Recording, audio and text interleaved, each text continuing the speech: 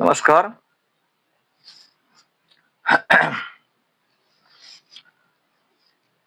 मधुमेह रुग्णांनी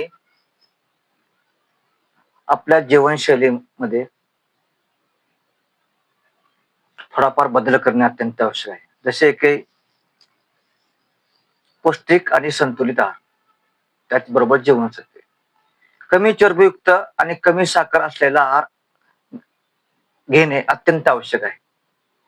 उदाहरणार्थ हिरव्या पालेभाज्या, ताजी फळे, तसेच मोड आलेले कडधान्य. ऐका, आणि रक्तातील साखर कमी करायची असेल तर रोज सकाळी 1 तास चाललंच पाहिजे. सकाळीच का? कारण सकाळीच रक्तातील साखर कमी होण्याला मदत होते. लक्षात ठेवा. संध्याकाळी फिरून याचा काहीही उपयोग होत नाही.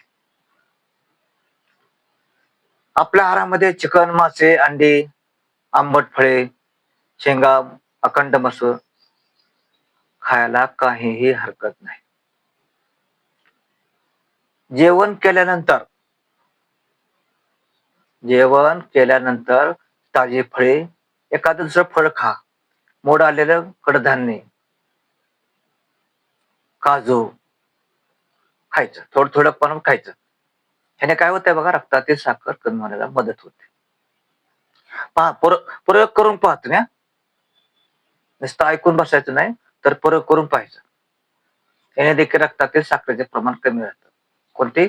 फळे, एखाद दुसरं फळ, वाटेभर मोड आलेले कडधान्य आणि थोडेसे काजू जेवणानंतर खायचे. रक्तातील शुगर वाढली तर तात्काळ उपाय फक्त सांगतो मला. पोट भरून पाणी प्यायचं. बरोबर, पाणी पोट भरून प्यायचं आणि अर्धा ते 1 तास चालायचं. बघा, तुमच्या शरीरात रक्तातली अतिरिक्त जी साखर आहे ती लघवीच्या वाटेबाहेर पडते. तेव्हा पोट भरून जास्तीत जास्त पाणी पिणे अत्यंत आवश्यक आहे.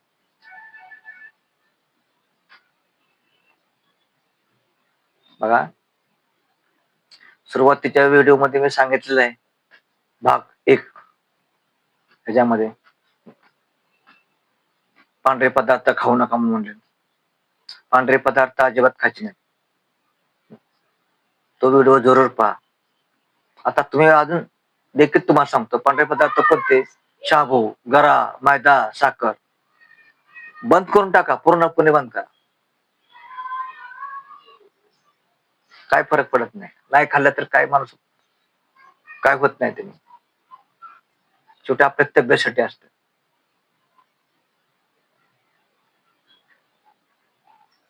गडद हिरव्या रंगाच्या पालेभाज्या, ताजी फळे यांच्यावर भर द्या. आपोआप तुमच्या रक्तातील साखर कमी होईल. आता मधुमेह, डायबिटीस आजारावर मी पहिला भाग तयार केलेला आहे. आज मी दुसरा भाग मांडलेला आहे आणि याच्यानंतर तिसरा भाग देखील मांडणार आहे. तेव्हा आपण काय सीसीयू मध्ये नाही, आयसीयू मध्ये पण नाही आणि जनरल वॉर्ड मध्ये तर नाहीच. आता आपण घरामध्ये आहोत. आपल्याला डायबिटीस अर्थात मधुमेह झालेला, रक्तात साखर आलेली आहे. तेव्हा आपण ही काळजी घेणं अत्यंत गरजेचं आहे. काळजी मात्र करू नका. काळजी घ्या. आणि